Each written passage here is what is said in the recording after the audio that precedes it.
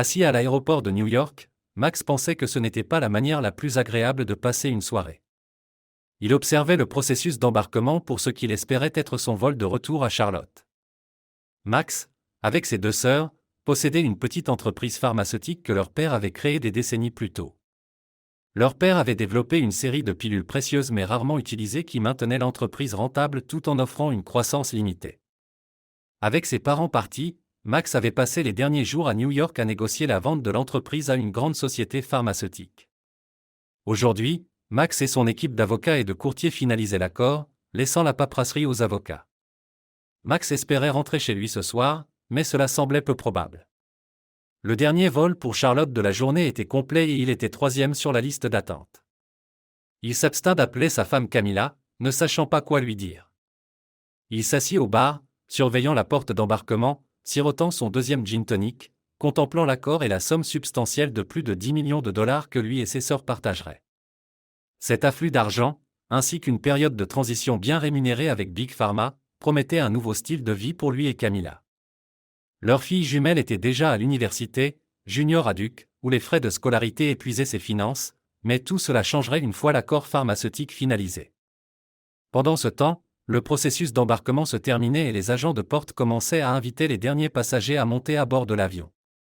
Puis, par chance, le statut sur le panneau d'embarquement changea et Max remarqua son nom monté dans la liste d'attente. Il jeta un peu d'argent sur le bar, fit un signe de la main au barman, attrapa sa mallette et son sac de sport, et se précipita vers la sortie.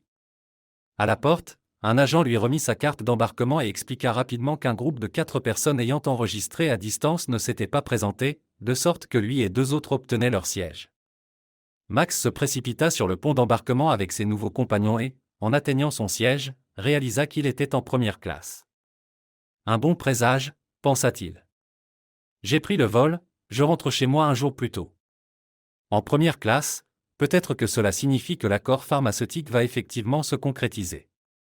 Alors que la porte d'embarquement se fermait et que l'avion roulait au sol, il ressentit qu'il méritait un autre verre. Il prit un autre gin tonic, puis s'endormit en rêvant d'un avenir où lui et Camilla pourraient toujours voler en première classe. Le choc de l'atterrissage le réveilla finalement. Il arriva finalement à la station de taxi pour le trajet de retour. Quelques jours plus tôt, il avait conduit son pick-up à l'aéroport, mais maintenant, épuisé et un peu éméché, il était trop tard pour appeler Camilla pour qu'elle vienne le chercher. Ils habitaient à quelques kilomètres de Charlotte, donc le trajet en taxi lui donnait suffisamment de temps pour se reposer à nouveau. Le chauffeur dut le réveiller lorsqu'ils arrivèrent. Max paya généreusement, descendit du taxi un peu groggy et, en se tournant vers la maison, ce qu'il vit le stoppa net et le réveilla complètement, une Mercedes dorée garée devant son côté du garage.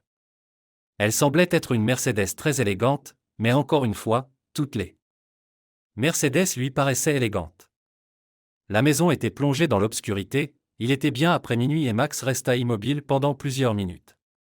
Il avait parlé à Camilla depuis le bureau de son avocat vers midi et elle n'avait mentionné aucun visiteur inattendu aussi tard. Essayant de repousser des pensées impensables, il imagina un scénario heureux où il pourrait bientôt se blottir avec une Camilla chaleureuse et endormie, mais son esprit ne coopérait pas lentement, il se fraya un chemin à travers le passage entre le garage et la maison, déverrouilla la porte et entra dans la maison silencieuse. D'un pas délibéré, il traversa la cuisine et monta les escaliers jusqu'à leur chambre où la porte était entr'ouverte, semblant pas du tout prête pour des invités. Max entra, puis la porte se referma. Il n'y avait pas d'autre manière de décrire cela, son esprit se vida, sa respiration s'arrêta, même son cœur sembla cesser de battre. Il fut témoin de ce qu'il ne pouvait qu'imaginer comme impensable. Camilla était couchée, dévêtue, étalée sur le côté du lit, un bras enroulé autour d'un autre homme qui dormait à côté d'elle, un léger sourire aux lèvres. Max resta là pendant ce qui lui sembla une éternité. Finalement, son esprit commença à fonctionner à nouveau. Il jeta un coup d'œil à la main de Camilla reposant sur l'homme et il ronflait doucement. Cela brisa le cœur de Max jusqu'à ce soir-là, il avait trouvé du réconfort en écoutant Camilla ronfler, un son réconfortant qui signifiait qu'elle se sentait en sécurité dans le sommeil paisible qu'ils partageaient. Il s'endormait souvent au rythme de ce doux ronflement, mais maintenant, tout cela avait disparu. Il n'entendrait plus jamais ce ronflement, ni ne partagerait un lit avec elle. Malgré son cœur brisé, Max commença à penser rationnellement. Il remarqua les vêtements soigneusement pliés sur une chaise où Max s'était assis d'innombrables fois. La colère bouillonnait en lui. Il retira son pantalon, récupéra son portefeuille et ses clés de voiture, et prit un moment pour envisager sa prochaine action. Des pensées de prendre une raquette de tennis dans le placard de la chambre et de confronter l'homme traversèrent son esprit. Il envisagea même de confronter Camilla. Les deux impulsions promettaient une satisfaction immédiate mais menaçaient de graves conséquences. Une autre idée prit forme dans son esprit. Il sortit son téléphone portable et commença à prendre des photos compromettantes. À mesure que le plan se développait, Max termina de documenter la scène et rassembla les vêtements et les chaussures de l'homme. L'homme était bien plus grand que Max, plus grand et plus lourd. Une raquette de tennis ne serait pas judicieuse, même à court terme. Avec les vêtements en main, Max jeta un dernier coup d'œil à sa femme, son partenaire autrefois bien-aimé et mère de leur fille, et s'éloigna, résistant à l'amour qu'il avait soutenu pendant plus de 2 décennies. Il quitta la chambre les yeux secs et descendit les escaliers vers l'extérieur. Le porte-clés de la voiture émit un bip et les portes de la Mercedes s'ouvrirent. Max rangea sa mallette et son sac de sport à l'intérieur avant de s'installer sur le siège du conducteur. Il n'avait jamais été friand de voitures de luxe, mais en manœuvrant la Mercedes, il commença à l'apprécier. Après avoir conduit un mile, Max s'arrêta et examina le portefeuille de l'homme. Il contenait les objets habituels, de l'argent liquide, des cartes de visite l'identifiant comme Franklin Thompson, un directeur des ventes principales dans une concession Mercedes locale, et un permis de conduire avec une adresse à Charlotte. Si l'homme avait une famille, Max réalisa qu'il pourrait lui causer des ennuis significatifs et peut-être à Camilla aussi. Mais pour l'instant, épuisé, Max décida de se diriger vers le motel le plus proche pour se reposer. Camilla Tror était une personne très prudente, consciente de la grande intelligence de son mari Max. Elle avait réussi à entretenir une liaison avec Franklin Thompson pendant près de 5 mois sans que Max ne soupçonne quoi que ce soit. Max était toujours à New York, pensa-t-elle le lendemain matin, alors qu'elle était allongée dans le lit avec Franklin. Il la satisfaisait physiquement, bien que pas aussi bien que Max. Elle réfléchit qu'il ressemblait trop à un vendeur de voitures. Elle décida qu'il était temps de mettre fin à la liaison. La possessivité croissante de Franklin, y compris son désir de passer la nuit, avait franchi une limite. Malgré l'ignorance probable de Max sur la situation, avoir un autre homme dans leur lit marital lui semblait trop irrespectueux. Elle prévoyait d'appeler Franklin plus tard dans la journée et de mettre fin aux choses de manière ferme mais gentille, puis de se diriger vers la douche. Alors qu'elle se changeait dans la chambre, Franklin émergea de la douche enveloppé dans une serviette. Il fit une pause, puis demanda à Camilla, « Où sont passés mes vêtements ?»« Je n'ai rien déplacé, » répondit-elle. « Où vas-tu ce soir ?»« Je les ai laissés pliés sur cette chaise. »« Ils ont disparu. »« Les as-tu pris dans la chambre d'amis ?» commença-t-elle, mais il se précipita dans le couloir et revint les mains vides. « Non, ils ne sont pas là, nulle part. » Camilla suggéra avec impatience, « Peut-être les as-tu laissés en bas hier soir après notre retour ?»« Non, j'en suis sûr, mais je vais vérifier, » dit Franklin en quittant la pièce et revenant rapidement. « Camilla, ma voiture est aussi partie, quelqu'un est venu ici, a pris mes vêtements et a volé ma voiture. » Bon sang, que se passe-t-il ? Camilla peinait à comprendre la situation. Comment ses vêtements et sa voiture avaient-ils pu disparaître alors qu'ils avaient été à la maison toute la nuit ? Quelqu'un n'avait-il pu s'introduire ? Elle s'effondra sur le lit et Franklin demanda « Qu'est-ce qui ne va pas ?» Camilla essaya de parler, son souffle se coupant. Franklin, et si c'était Max ? Réussit-elle enfin à dire. Et si il est revenu de New York pendant que nous dormions et a pris tes affaires dans ta voiture ? Franklin murmura, s'effondrant à côté d'elle. Nous devons découvrir où il est. Cela pourrait être lui, mais s'il est encore à New York, alors c'est un cambriolage. Nous devons appeler la police. J'ai besoin de mes affaires et de ma voiture. Oh, bon sang, cette voiture. Si nous impliquons la police, ils demanderont à qui appartient la voiture et elle est au nom de ma femme pour une raison fiscale. Sa voix s'éteignit, imaginant les retombées potentielles, de mauvaises à catastrophiques. J'appellerai son bureau, sa secrétaire arrive très tôt, elle devrait savoir où il est. Camilla sortit son téléphone et composa le numéro du bureau de Max. Malgré l'heure matinale, la secrétaire de Max répondit rapidement. Bureau de Max Trork, comment puis-je vous aider ? Et Sheila, c'est Camilla. Je sais qu'il est tôt et je ne sais pas où est Max. Il n'a pas appelé hier soir. Avez-vous des nouvelles de lui ? Camilla, il est encore tôt ici. L'équipe à New York a travaillé tard hier, donc ils commenceront probablement tard aujourd'hui. J'ai parlé avec Max vers 18h hier soir avant de partir. Il a mentionné qu'il faisait de bons progrès et pourrait finaliser un accord aujourd'hui, répondit Sheila. C'est bon à entendre, donc il est toujours à New York, n'est-ce pas, demanda-t-elle. Oui, j'en suis certain. J'attends de ces nouvelles une fois qu'ils seront de retour au bureau de l'avocat. Dois-je lui demander de vous appeler? Oui, s'il vous plaît, mais seulement s'il a un moment. Je sais à quel point cet accord est crucial, répondit-elle. Compris, au revoir, dit-il et ils raccrochèrent. Sheila se tourna vers Franklin. Max est toujours à New York, nous devrions appeler les urgences et signaler un cambriolage et un vol de voiture, lui dit-elle. Franklin répliqua, Camilla, que leur disons-nous? Que ton amant a eu ses vêtements volés dans notre chambre et sa voiture volée dans notre allée? C'est un désastre, s'exclama Franklin. D'accord, je comprends, réfléchissons Y. Que dirais-tu que je te dépose chez toi et que tu signales les vols là-bas, pendant que ta femme emmenait les enfants à l'école? Peut-être ignorer les vêtements volés, ce serait plus difficile à expliquer qu'une voiture disparue, suggéra-t-elle. Oui, sauf qu'hier, j'ai dit à ma femme que j'allais à Atlanta pour une réunion sur la nouvelle Mercedes Classe S et que je ne rentrerai pas avant midi, répondit-il. D'accord, nous pouvons attendre jusqu'à midi quand tu seras de retour.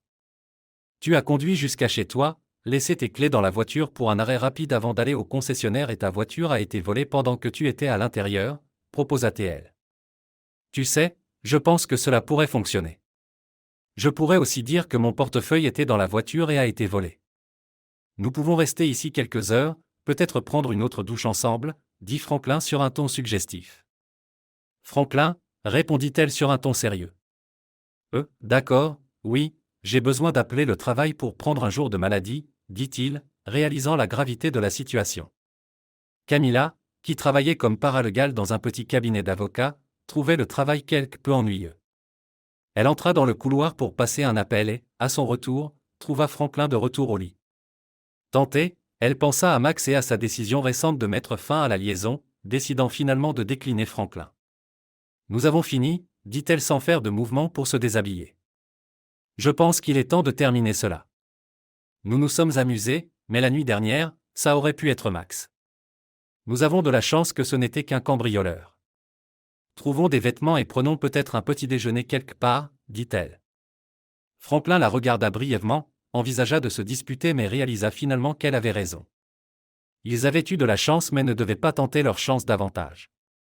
Oui, acquiesça-t-il intérieurement, se rappelant avec un léger sourire une autre mère d'âge moyen attrayante qui visitait souvent la concession automobile. D'accord, je suis d'accord. C'était bien, alors que dirais-tu de quelques vêtements, dit-il. Cela s'avéra plus difficile que prévu. Franklin pesait 50 livres de plus et mesurait 4 pouces de plus que Max.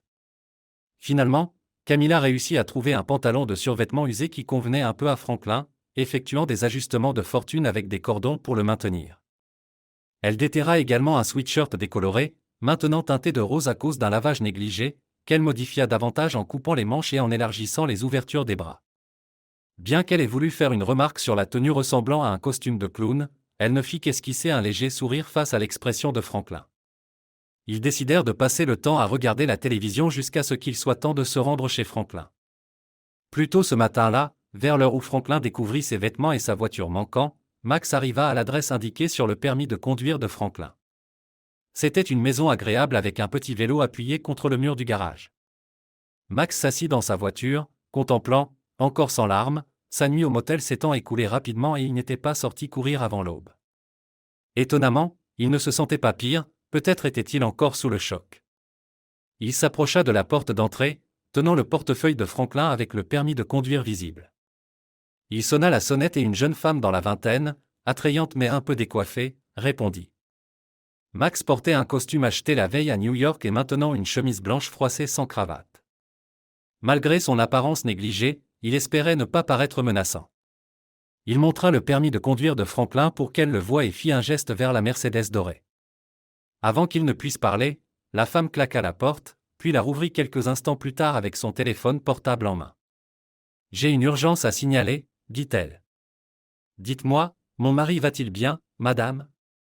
J'ai une photo sur mon téléphone de votre mari et ma femme dans le lit hier soir, tous les deux dévêtus et profondément endormis. Honnêtement, je ne pense pas qu'il y ait un problème avec votre mari ou le mien. Si vous voulez appeler les urgences, allez-y, je vais attendre dans la voiture. » Ils se regardèrent jusqu'à ce que son expression s'adoucisse et elle ouvre la porte, commençant à dire quelque chose lorsqu'une voix de la cuisine l'interrompit. « Maman, attends ici, je reviens tout de suite, » dit-elle en se tournant vers ce que Max présumait être la cuisine. Il entendit des voix, les siennes et au moins celles d'un enfant, avant qu'elle ne revienne avec une tasse de café pour lui. « J'espère que vous le prendrez noir. J'ai besoin de préparer les enfants pour l'école et de les déposer. Honnêtement, je te fais plus confiance que mon mari en ce moment. Tu peux attendre ici jusqu'à ce que je revienne et ensuite nous pourrons parler. » « Bien sûr, » répondit Max, « il semble que nous soyons tous les deux dans une situation similaire, » conclut-il en s'installant dans le salon. Bientôt, la femme réapparut avec 2 enfants, le présentant comme l'ami de leur père avant de partir avec eux. Max resta silencieusement assis, sirotant le café médiocre, contemplant appeler son bureau mais restant finalement assis. Lorsqu'elle revint, elle monta rapidement les escaliers et revint paraissant plus composée, ses cheveux coiffés et ses lèvres légèrement teintées. Elle tendit la main à Max, désolé pour le chaos plus tôt. « Je suis Molly Thompson, actuellement mariée à Franklin Thompson, qui se trouve impliqué avec votre femme, » dit-elle. Max ne put s'empêcher de rire de sa formulation. « Un bref moment de soulagement, » dit-elle. « Vous avez parfaitement résumé la situation. Je suis Max Tror et le nom de ma femme est Camilla Tror. Laissez-moi vous expliquer ce qui s'est passé hier soir. » Alors que Max racontait les événements, Molly commença à pleurer. « Je divorce de Camilla et ces photos aideront certainement au règlement. Je peux les envoyer sur votre téléphone si vous pensez en avoir besoin. »« Oui, s'il vous plaît, gardez-les, » répondit Molly, ses yeux ternes. Max commença à tendre la main vers son téléphone mais s'arrêta alors que Molly continuait. « Attendez, je ne veux pas que ces images soient gravées dans ma mémoire pour toujours. Vous gardez-les et si jamais j'en ai besoin, je vous appellerai. »« D'accord, bien sûr, » accepta Max en ajoutant, « je ne resterai probablement pas à mon emploi actuel ou à la maison beaucoup plus longtemps. Voici les coordonnées de mon avocat, n'hésitez pas à me contacter si vous avez besoin des photos ou de toute assistance pour les procédures de divorce. »« Merci, » dit Molly. « Mais que devons-nous faire maintenant ? » ?»« Retournez-vous la voiture, attendez Franklin pour le confronter, » dit-elle. Franklin, un grand homme malgré avoir pris un peu de poids, était supposé être à Atlanta pour une réunion sur les voitures toute la nuit et devait revenir cet après-midi. « Vous savez, je suis assez attaché à cette voiture et je n'ai jamais conduit une Mercedes auparavant. Je pense que je vais la garder jusqu'à ce que quelqu'un insiste autrement. Quant à votre mari, appelons-le idiot pour l'instant, » ajouta Molly, ce qui fit rire Franklin. Molly rit et Max se joignit à eux, ayant tous les deux besoin de ce relâchement. « En fait, la voiture est enregistrée à mon nom, » révéla Molly. « Pour des raisons fiscales, plus de dépréciation, je pense que Franklin, ou devrais-je dire idiot, l'a mise à mon nom puisque je l'utilise plus souvent, » ajouta-t-elle, réfléchissant avant de continuer. « Puisque c'est ma voiture, je peux vous donner la permission de la conduire et si vous êtes arrêté, la police peut m'appeler pour vérifier. » Max apprécia le plan mais se retint, sentant que Molly le raffinait encore. « Et une chose de plus, » ajouta-t-elle. « Il y a eu beaucoup de cambriolages dans notre quartier dernièrement. Vous avez les clés et les vêtements de Franklin. Si la clé de rechange que nous avons dans le jardin est manquante quand il arrive, il pourrait tenter de forcer l'entrée et si notre système de sécurité est réglé sur le mode alerte instantané, cela attirerait une attention policière indésirable. Molly, je crois que je retombe amoureux de toi, dit-il, tu es incroyable. D'accord, restons calmes. Franklin peut attendre jusqu'à cet après-midi, quand les enfants et moi rentrons de l'école. Je vais les récupérer et les emmener au parc pendant un moment. Donnons-lui plus de temps pour ne pas se mettre davantage dans les ennuis. Quoi qu'il arrive, tiens-moi au courant, surtout s'il a des ennuis avec la police, et appelle-moi quand tu dois. Rendre la voiture. Je ne veux pas que tu te mettes dans des ennuis. Nous sommes bien maintenant, tu dois partir, conclut-elle. Moi aussi, répondit Max. Il conduisit une Mercedes dorée splendide, réfléchissant au coût d'un modèle identique dans une meilleure couleur. Molly lui remit le formulaire d'autorisation et il supposa qu'elle récupérerait la clé cachée, désactiverait l'alarme et serait partie pour le reste de la journée. Entre-temps, Camilla et Franklin arrivèrent chez lui vers midi. Elle le déposa précipitamment, comme pour éviter une infection, et il s'approcha de sa porte d'entrée en espérant qu'elle pourrait être déverrouillée parce que Molly était à la maison, mais craignant aussi sa présence. Bien sûr, elle était verrouillée. Il se précipita autour jusqu'au rocher du jardin où il gardait la clé de rechange, pour ne la trouver nulle part. « Oh merde !» murmura-t-il en inspectant l'arrière de la maison, envisageant de forcer l'entrée. Il tenta la porte arrière, mais elle était également verrouillée. N'ayant guère d'autre choix, il envisagea de briser une fenêtre le long du mur arrière, optant pour la fenêtre de la salle familiale en raison de sa taille. Il brisa une branche d'un arbre pour obtenir un levier. Pieds nus, il avait besoin d'éviter les éclats de verre, prit 2 chaises de la véranda, les positionna sous la fenêtre, prévoyant de les escalader prudemment dans le salon. Prenant quelques respirations profondes, il se prépara. Franklin lança la branche à travers la fenêtre de la salle familiale, qui se brisa de manière satisfaisante, suivi du bruit strident du système d'alarme de la maison, une série de malchances aggravées par une voiture de police passant plus tôt ce matin-là. Molly avait alerté la police des cambriolages potentiels dans le quartier. Bon sang, jura Franklin en escaladant les chaises pour entrer dans la maison et désactiva le système de sécurité, mais il n'était pas assez rapide. La police s'arrêta juste là. « Arrêtez-vous !» ordonna un officier.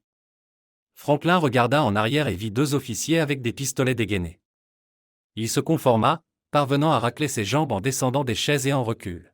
« Officier, je peux expliquer » commença-t-il, mais l'un d'eux l'arracha rapidement les menottes, ignorant sa tentative de clarifier ses droits. Ses droits lui furent lus, il accepta et on lui demanda s'il souhaitait faire une déclaration. « Oui, c'est ma maison et je n'avais pas de clé, donc j'ai forcé l'entrée pour prendre des vêtements et appeler mon bureau, » expliqua Franklin. Les officiers regardèrent le survêtement de Franklin, pensant peut-être que les vêtements ressemblaient à un costume de clown, et l'un d'eux demanda une pièce d'identité. « Non, pas sur moi en ce moment. Vous voyez, j'ai perdu ma voiture et tous mes vêtements, donc j'avais juste besoin d'entrer pour trouver de vrais vêtements, » continua Franklin. « Comment avez-vous perdu votre voiture, monsieur ?» demanda un officier. « Eh bien, j'ai passé la nuit chez un ami et ce matin, la voiture, n'était pas là, » balbutia Franklin. « Elle a juste disparu, hein ? L'avez-vous déclarée volée ? Peut-être l'avez-vous laissée quelque part, » insista l'officier. Franklin hésita, ne voulant pas révéler sa localisation ou pourquoi il n'avait pas signalé le vol, mais aller en prison pour avoir tenté d'entrer chez lui n'était pas attrayant, surtout avec ses menottes inconfortables. Puis une idée lui vint, « Vous pourriez appeler ma femme, elle peut confirmer qui je suis et peut-être que vous pourriez m'emmener à mon bureau, quelqu'un là-bas peut m'aider à obtenir des vêtements. » Sachant que gérer le drame de la concession automobile était préférable à la prison, Franklin donna le numéro de téléphone de Molly à l'un des officiers, qui l'appela. Franklin pouvait entendre une partie de la conversation. « Madame, ici l'agent Harry du département de police de Charlotte. Nous sommes à l'adresse qu'il a fournie. Nous avons un homme ici prétendant être votre mari. Il a tenté de s'introduire chez vous parce qu'il a perdu ses vêtements et… Oui, madame. Non, madame, oui, madame, bien sûr, nous ferons cela, merci, dit l'officier en revenant vers Franklin. L'officier dit que la dame dit que son mari est à Atlanta et que toute personne s'introduisant chez elle doit être un cambrioleur.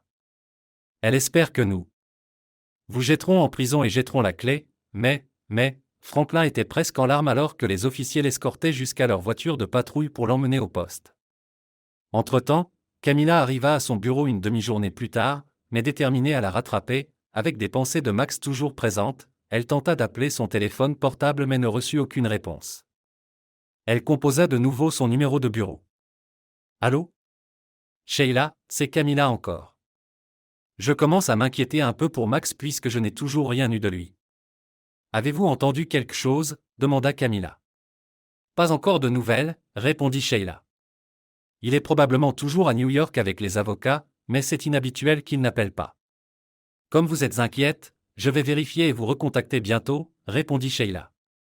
D'accord, merci, Sheila, tu es la meilleure secrétaire du monde, dit Camilla. Quelques minutes plus tard, Camilla reçut un appel en retour. Camilla, c'est Sheila. J'ai parlé avec une secrétaire au cabinet d'avocats. Max est parti tard hier, espérant attraper le dernier vol pour Charlotte. Je l'ai appelé et il m'a demandé de te faire savoir qu'il t'appellera plus tard, informa-t-elle.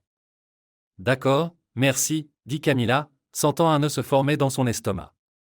Entre-temps, Max conduisait une Mercedes dorée jusqu'à un avocat spécialisé en divorce recommandé par Fred Thomas, son avocat d'affaires de longue date. Faisant confiance à la recommandation de Fred, il espérait le meilleur. Monsieur Tror, veuillez vous asseoir. Mademoiselle Reinhardt sera avec vous sous peu, l'informa la secrétaire. Max s'installa confortablement dans le bureau de l'avocat, ni extravagant ni bon marché, avant que l'inquiétude ne puisse s'installer. Une femme d'âge moyen aux cheveux teints en rouge entra. Entrez, monsieur Tror. Max acquiesça alors qu'elle se présentait. Je suis Anna Reinhardt. Fred a parlé en termes élogieux de vous, alors discutons de votre situation dans mon bureau, dit-elle. Ils se rendirent dans son bureau où Max accepta un café de la part de la secrétaire et commença son histoire. Il avait découvert l'infidélité de sa femme, cherchait un divorce et protégeait ses actifs, notamment de la vente de sa société et de celle de sa sœur. Il omettait l'incident de la Mercedes. Incertain de la réaction d'Anna, Max demanda « Puis-je vous appeler ainsi ?» Anna le lui demanda. Max acquiesça et elle continua « Voici quelques nouvelles relativement bonnes compte tenu de vos circonstances. Fred a mentionné que vous possédiez la société avant le mariage, ce qui fait de ces actions une propriété séparée. Votre femme n'a aucun droit dessus ni sur les produits de leur vente. Gardez-les séparés de tout compte joint, comprenez-vous ? Je crois que oui, répondit Max, et notre maison, nos comptes de retraite et autres.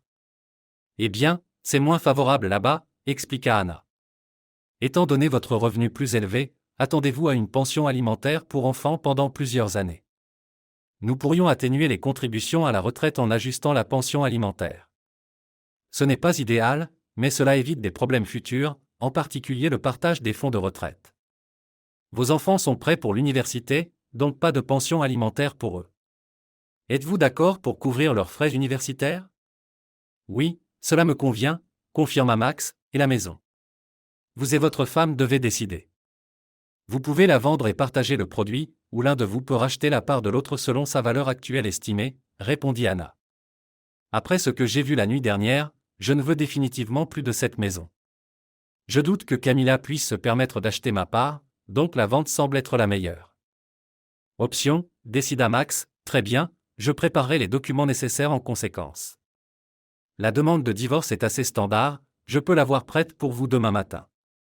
Si vous le souhaitez, nous pouvons la signifier demain après-midi et proposer un règlement la semaine prochaine, dit Anna. Waouh, c'est assez rapide, commença Max. Max, écoutez-moi, s'il y a une chance de réconciliation, peut-être une thérapie ou autre chose, suggéra Anna. Non, c'est juste un choc en ce moment.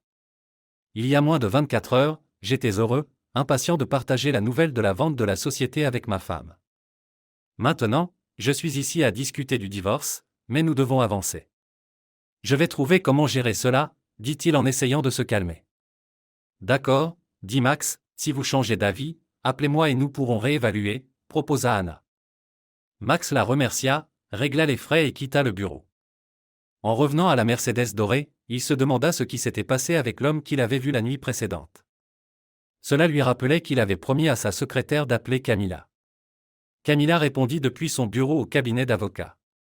Camilla, c'est Max. Vous avez appelé et vous me cherchiez, dit Max, oh Max, merci d'appeler. Tu m'as manqué. Où es-tu ? Demanda Camilla. Je suis ici à Charlotte, répondit Max. Max, quand es-tu rentré ? Sentit-il un nœud dans son estomac. Tordu la nuit dernière, Camilla. Je suis rentré hier soir, dit Max. Le nœud s'alourdissait. Camilla s'affala en ayant du mal à respirer, pour ne pas parler. Max, je pense que je devrais raccrocher, dit-elle. Non, Camilla, s'il te plaît, dit Max, pouvons-nous nous rencontrer quelque part ? J'ai besoin de te voir juste quelques minutes. Max hésita. Cette femme était son amour, la mère de ses filles, la personne la plus importante de sa vie depuis plus de 20 ans. D'accord, Camilla. Le Center Café à 18h, la douleur s'intensifia. Camilla accepta. Contre séure. Le Center Café avait une valeur sentimentale, ils s'étaient rencontrés là-bas avec des amis il y a longtemps. Avec le temps, c'était devenu leur lieu spécial. Maintenant, elle se sentait anxieuse. Max l'avait suggéré et elle devait accepter. Max, je serai là et s'il te plaît, comprends que je suis désolé et que je t'aime, dit Camilla avec la voix brisée. Max raccrocha. Camilla s'assit, les larmes coulant, la douleur s'intensifiant. Camilla arriva tôt au café. Max n'était pas encore arrivé. Elle commanda un verre de vin et réfléchit à sa perception d'elle-même. Ses premières expériences étaient avec des joueurs de football robustes à l'université, bien qu'elle ait flirté au lycée, ce sont les joueurs de football qui l'avaient fait se sentir vulnérable, la tenant. Quand Max entra dans sa vie, elle pensait avoir surmonté ses sentiments. Il était tout ce dont elle avait besoin, fort, aimant, un excellent père, un bon fournisseur, cela aurait dû suffire. Mais lors du vol de retour de la côte ouest, tout a changé. Max était en voyage d'affaires pour présenter une nouvelle pilule à une entreprise pharmaceutique et elle l'avait accompagné pour le week-end. De retour seule sur un vol de nuit, elle s'était assise à côté d'un homme robuste, l'entraîneur d'une équipe locale de la NFL. Ils ont discuté, bu trop et elle s'est endormie la tête sur son épaule. Elle s'est réveillée pour trouver sa main entre ses jambes, sous sa jupe. Maintenant, en réfléchissant à cette nuit-là, elle savait qu'elle aurait dû crier ou repousser sa main, mais elle ne l'a pas fait et la culpabilité, ou plutôt son absence, la dérangeait. Elle n'a ressenti du soulagement que lorsque Max est rentré plus tard cette semaine et qu'elle s'était rétablie physiquement et émotionnellement. L'entraîneur est parti après une saison, mais pas avant de la présenter à un joueur de l'équipe de réserve. Il n'était pas une star, mais comme l'entraîneur, il dominait au lit. Elle était reconnaissante quand il a été transféré ailleurs. Finalement, la culpabilité a refait surface et elle a mis fin à l'affaire, voulant rester fidèle à Max. Elle pensait avoir laissé son infidélité derrière elle. Au moment où leurs filles sont allées à l'université, elle chérissait son lien renouvelé avec Max pendant cette période. Puis Max l'a surpris avec un cadeau généreux, une nouvelle voiture de luxe de son choix. Malheureusement, elle a choisi de se rendre chez le concessionnaire Mercedes où elle a rencontré Franklin Thompson. Il ne s'est pas contenté de lui vendre une voiture, il l'a séduite. Elle savait que c'était mal, aggravé par le fait que Franklin n'était même pas bon au lit malgré ses indiscrétions précédentes. Elle croyait que son mariage était solide. Maintenant, elle aimait Max plus que jamais et voulait rester fidèle. C'était la bonne chose à faire. Permettre à Franklin d'entrer dans leur lit conjugal était une erreur, même avant que Max ne découvre. Maintenant, elle craignait les conséquences qu'elle pourrait avoir à affronter. « Bonjour Camilla », la voix de Max tira Camilla de ses pensées pour le voir debout là. Il semblait visiblement vieilli depuis son retour de New York, un changement qu'elle se reprochait. Le serpent dans son ventre continuait de s'enrouler et de mordre. « Salut Max, merci d'être là. Je ne sais même pas par où commencer pour exprimer à quel point je suis désolé. Puis-je te poser quelques questions ?» demanda-t-il en prenant place. « Oh Max, s'il te plaît, non » répondit Camilla. « Si nous avons une chance, les questions et réponses ne feront que détruire cette chance. Max, nous devrions fuir quelques jours sur une île des Caraïbes où nous pourrions nous reconnecter, nous tenir l'un l'autre, dit Camilla. « S'il te plaît, Camilla, dit Max, tu ne vois pas les choses clairement. Si tu ne peux pas répondre à mes questions, je partirai maintenant. » Le serpent continuait de la tourmenter, mais Camilla savait qu'elle devait endurer la douleur et laisser Max exprimer sa colère comme il en avait besoin, peut-être qu'il pourrait trouver un moyen de traverser sa rage vers une forme de réconciliation. « D'accord Max, pose-moi toutes les questions, dit Camilla.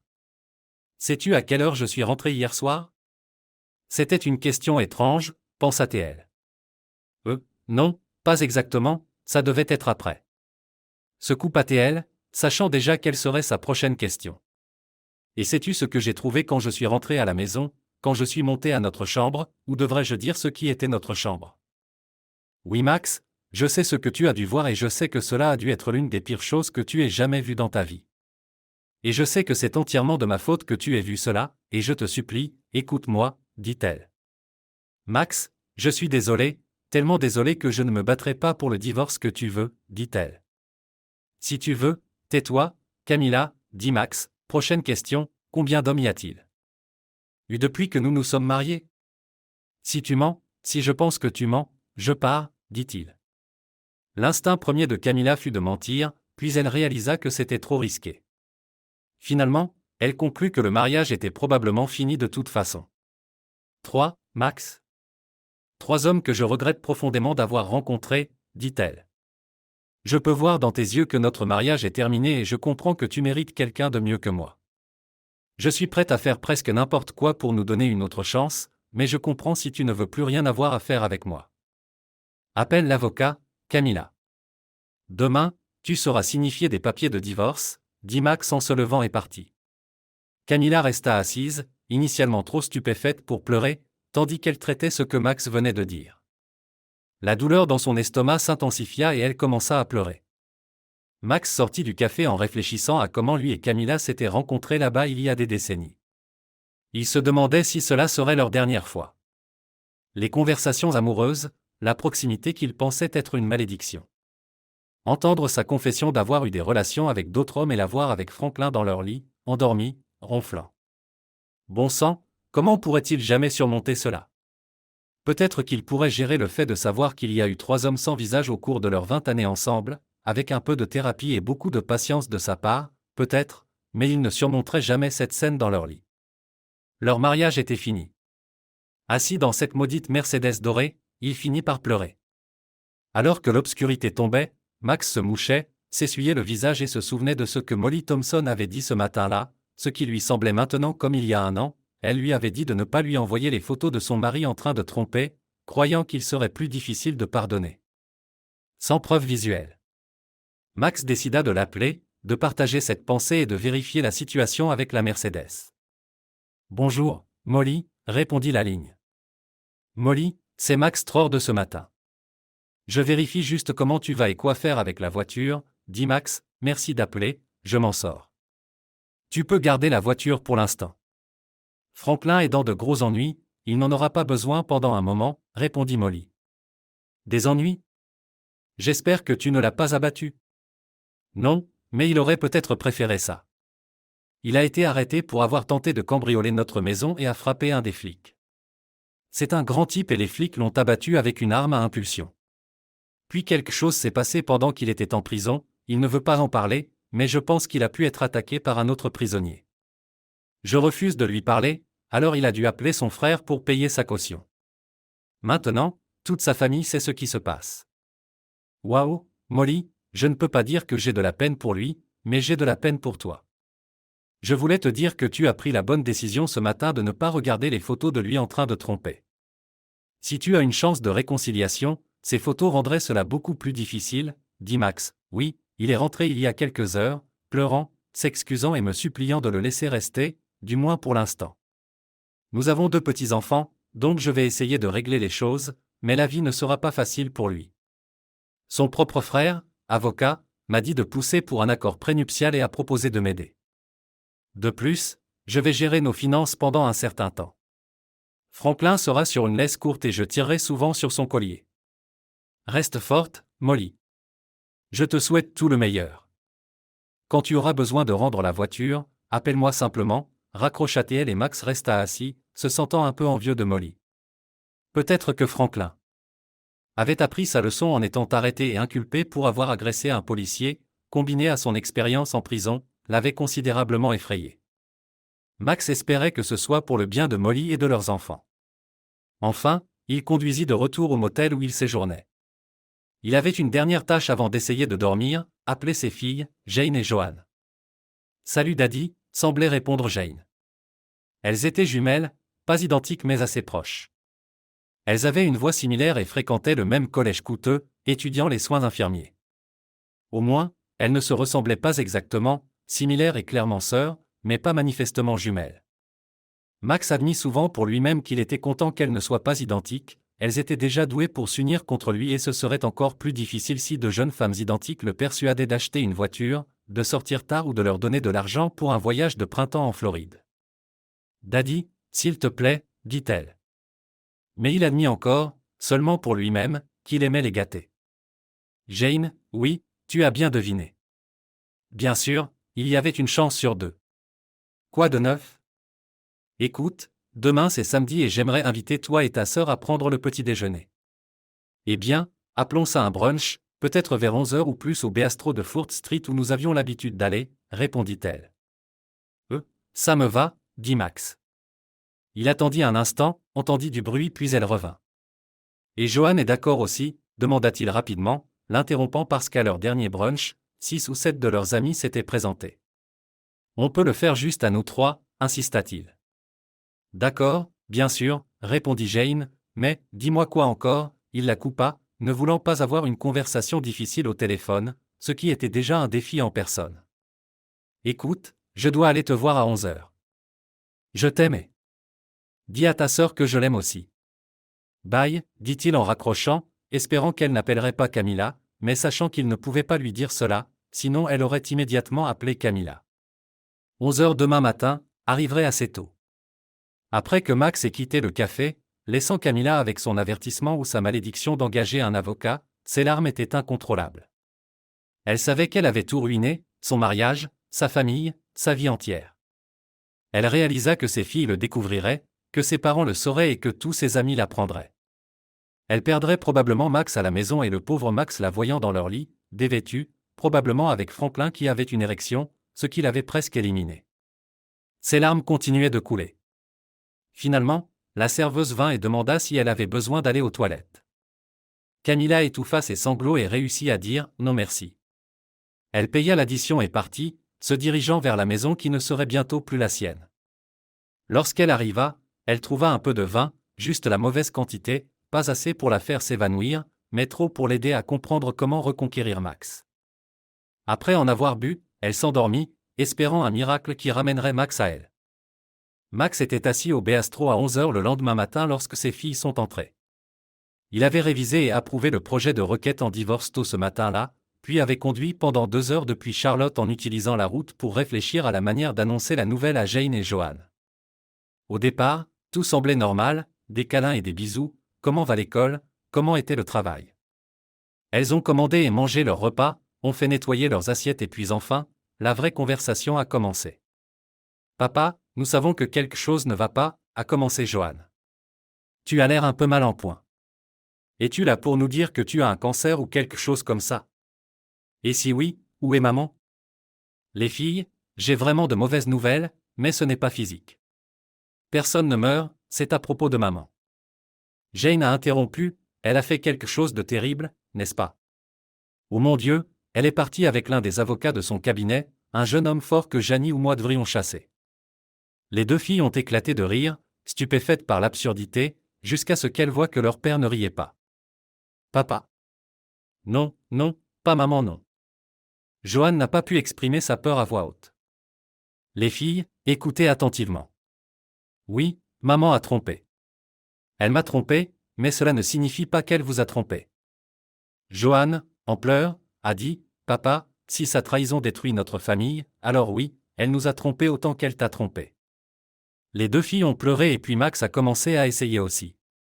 Elles se sont levées, essayant de serrer leur père et chacune l'autre en même temps. « Papa, on veut sortir d'ici », a suggéré Jane. « Il y a un parc à environ 2 pâtés de maison d'ici et nous aurons plus d'intimité là-bas. Les gens commencent à nous regarder. » Max a rapidement payé l'addition et elles ont marché vers le parc, une fille de chaque côté de lui, toutes les trois se tenant. « Racontez-nous, papa », a dit Jane après qu'elles aient trouvé un banc à partager. « Nous méritons de savoir à quel point c'est grave. » « C'est vrai ?» Joanne a ajouté, « Nous sommes assez mûrs pour gérer cela. » En chemin, Max essayait de comprendre comment leur annoncer. « Je suis d'accord, vous êtes toutes les deux des adultes et oui, votre mère a trompé toute la famille. Je l'ai trouvée à la maison, dans notre lit avec un autre homme et elle a ensuite admis qu'il y en avait eu d'autres avant lui. Je pense que je suis encore sous le choc, mais je sais qu'elle et moi ne pouvons pas nous remettre de cela. J'ai déjà parlé à un avocat spécialisé en divorce et maman reçoit une requête en divorce aujourd'hui. » Elles ont encore plus pleuré puis sont restées silencieuses, contemplant la nouvelle et leur avenir. Les filles, peu importe à quel point c'est grave, vous devez vous prioriser vous-même et vos études. Il y a assez d'argent pour couvrir votre dernière année à Duke et si l'une de vous veut poursuivre des études supérieures, je crois pouvoir trouver des fonds pour cela aussi, mais il y a une condition, a-t-il dit. Elles l'ont regardé, curieuses. Je suis prêt à payer pour votre éducation, mais j'attends de vous que vous travailliez dur et obteniez de bonnes notes. Oui, ce que maman a fait rend difficile de se concentrer, mais vous m'avez dit que vous êtes adultes, de vrais adultes, des personnes matures et disciplinées qui peuvent gérer une telle adversité, n'est-ce pas? Elles se sont regardées, ont de nouveau pleuré et l'ont serré dans leurs bras. Oui, papa, tu es le meilleur et nous ne te décevrons pas, a assuré Joanne tandis que Jane semblait pensive.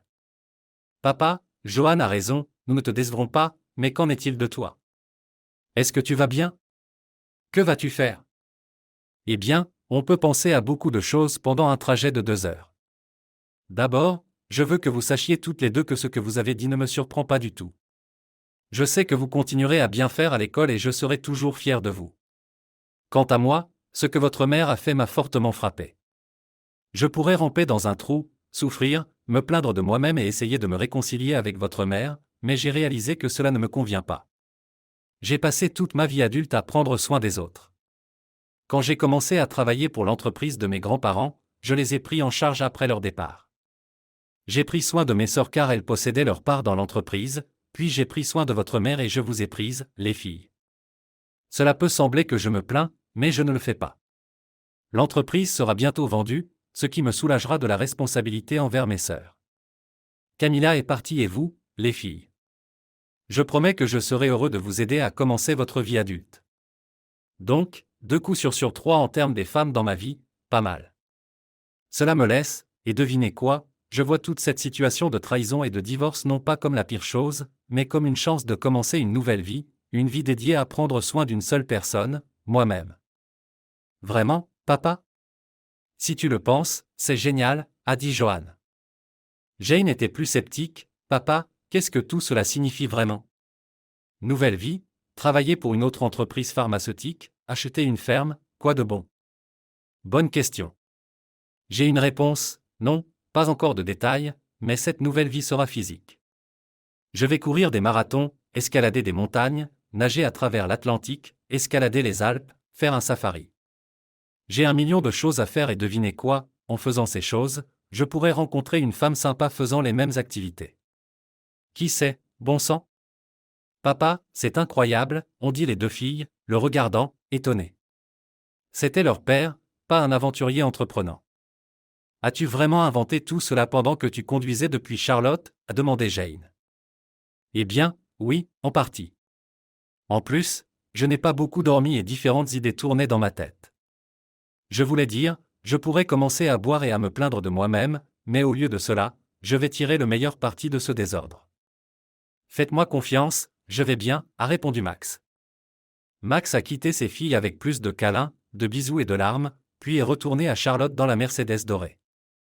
Dès que Max est parti, les filles ont appelé leur mère. Bonjour, une voix tendue a répondu au téléphone chez les Trork. Johan a mis l'appel en mode haut-parleur. Maman, c'est Johan et Jane. Nous venons de prendre le petit déjeuner avec papa et il nous a annoncé de terribles nouvelles. Quoi? Qu'a-t-il dit? Eh bien, il a mentionné le divorce et a dit que c'était à cause de ta trahison. Papa nous a donné quelques détails, mais c'est à peu près ça. Est-ce vrai? Oh les filles, c'est compliqué. Lui et moi sommes mariés depuis longtemps et c'est une erreur. Oui, j'ai fait une grosse erreur, en fait plus d'une, mais je suis sûr que nous pouvons y arriver. J'ai juste besoin de donner à votre père un peu de temps, a dit maman. Johan a interrompu, écoute, papa a dit divorce. Il n'a pas parlé de réparer les choses, il a parlé de trahison. Eh bien oui, techniquement il a raison, mais cela ne veut pas dire que nous ne pouvons pas réparer cela. Je lui ai dit que je ferais n'importe quoi, a dit maman. Jane a interrompu, je pense que tu es délirante. Il nous a dit qu'il avait déjà rencontré un avocat en divorce. Il a dit qu'il n'y a pas de retour en arrière pour vous deux. Johan et moi ne voulons pas prendre parti, mais vous devez faire face à la réalité, ont-elles dit. Elles ont entendu une respiration tourmentée de l'autre côté. Johan et Jane ont échangé des regards, se demandant si elles auraient dû aller à Charlotte. Finalement, Camilla a parlé, sa voix à peine un murmure, « Je sais, je sais, je sais. J'ai tout gâché et ruiné mon mariage. Je pense que votre père me déteste et il a raison. J'ai fait des choses atroces. Il m'a dit d'engager un avocat et il avait raison là-dessus aussi. Je suis désolé les filles, je sais que c'est terrible pour vous aussi. Maman, ne t'inquiète pas pour nous, a dit Johan. Nous allons bien et je sais que papa fait tout ce qu'il peut. Tu dois prendre soin de toi, engager un avocat est une bonne idée. Jane et moi pouvons venir à Charlotte si tu as besoin de nous, a ajouté Jane. Merci les filles, c'est gentil de votre part. Je vais bien, j'ai juste besoin de temps pour accepter ce que j'ai fait, a répondu maman. Elles ont raccroché. Toujours incertaines de leurs prochaines étapes, vous savez, a dit Johan, c'est drôle, mais ce n'est pas vraiment drôle. Nous sommes plus préoccupés par maman qui a causé tout ce désordre que par papa. Elles ont continué à parler et ont finalement décidé de ne pas rentrer à la maison, laissant leurs parents gérer la situation sans leur interférence. Camilla était assise chez elle à Charlotte, un peu la gueule de bois à cause du gin qu'elle avait bu la veille et se sentait très déprimée après avoir parlé à ses filles. Elle savait qu'elle devait se lever, s'habiller et quitter la maison pour faire quelque chose. Elle pensait à acheter plus de gin quand la sonnette a retenti. Camilla a ouvert la porte pour trouver une jeune femme debout, mâchant du chewing-gum. « Puis-je vous aider » a demandé Camilla. « Oui, madame, êtes-vous Camilla Tror, l'épouse de Max Trork ?»« Oui, c'est moi » a répondu Camilla. « Pourquoi demandez-vous cela, madame ?»« Vous avez été assignée » a dit la femme en remettant un dossier contenant des documents et des photographies. « Quoi » a demandé Camilla alors que la femme revenait à sa voiture. Camilla est retournée à la table de la cuisine pour regarder le dossier mystérieux. Lorsqu'elle a vu le titre du premier document, elle a failli s'évanouir, c'était une requête en divorce. Elle se souvenait des derniers mots de Max, « engage un avocat ». En s'asseyant là, regardant la cuisine familière qu'elle avait autrefois appréciée avec Max, elle savait que les jours heureux ne reviendraient plus après ce qu'elle avait fait. Camilla avait raison, elle et Max ne s'étaient jamais réconciliés après sa trahison. 6 ans plus tard, assise dans la salle de bal d'un hôtel luxueux et regardant Jane danser avec son nouveau mari, Camilla a plongé mentalement dans le passé, quand les filles étaient adolescentes. La vie semblait terrible, trop d'activités, trop de détresse adolescente et des garçons qui étaient soit trop méchants, soit, selon Camilla, trop gentils avec les filles. Max était trop occupé avec son travail et son travail comme avocate était trop ennuyeux. La vie avait été accablante alors, mais maintenant elle la regrettait terriblement. Elle travaillait toujours au même cabinet d'avocats, faisant la même paperasserie banale. « Camilla, voici ton vin », dit son rendez-vous. Camilla a regardé son compagnon, un avocat d'âge moyen parfaitement aimable, chauve et sophistiqué qui l'avait escorté au mariage et à la réception de Jane. La mariée avait l'air ravissante, tout comme sa mère. « Merci Karl, tu es gentil, et merci pour le vin », a-t-elle dit. C'était un homme aimable et elle pouvait imaginer l'épouser s'il était intéressé, mais il ne l'était certainement pas. Max, elle ne pouvait s'empêcher de jeter un coup d'œil dans la pièce du côté de Max. Max venait de revenir d'un voyage d'alpinisme au Népal et Camilla le trouvait comme l'une de ces statues de dieux grecs bronzés, incroyablement en forme et encore plus beau qu'elle ne se souvenait. Il souriait et riait avec Johan et son petit ami, tenant la main d'une femme aussi belle et en forme que lui. Johan lui avait dit que Max avait rencontré cette femme lors d'un autre voyage d'alpinisme en Amérique du Sud et qu'ils avaient voyagé, navigué et escaladé ensemble pendant plusieurs mois. Camilla se sentait mal rien qu'à y penser. « Camilla, Karl a essayé d'attirer ton attention », a dit une voix. « Oui, Karl », a répondu Camilla. « Je pense que nous devrions partir.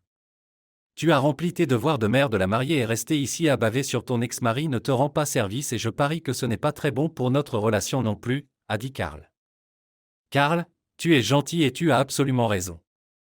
Laisse-moi dire au revoir à mes filles et nous partirons, » a répondu Camilla. Camilla a embrassé et serré ses filles, leur souhaitant tout le meilleur au nouveau marié, et aussi dur que cela fut, elle a ignoré Max et sa magnifique petite amie. Max a remarqué que Camilla partait et a ressenti une légère pointe de tristesse pour leurs vieux moments ensemble. En la regardant, Johan lui a posé une question. « Désolé Johanny, que disais-tu ? » ?»« Papa, te souviens-tu de cette Mercedes dorée au look étrange que tu conduisais quand tu as pris le petit déjeuner avec Jane et moi ce matin-là, quand tu nous as rendu visite à Duc ? Qu'est-il arrivé à cette voiture ? » À Johanny, c'est toute une histoire, je ne vais pas t'ennuyer avec ça. Disons simplement que j'ai emprunté cette étrange Mercedes dorée à un ami et que j'ai fini par la lui rendre. Je pense qu'elle l'a vendue, c'était vraiment une voiture malchanceuse, répondit Max et se tourna vers son ami pour discuter de leur prochaine excursion en montagne.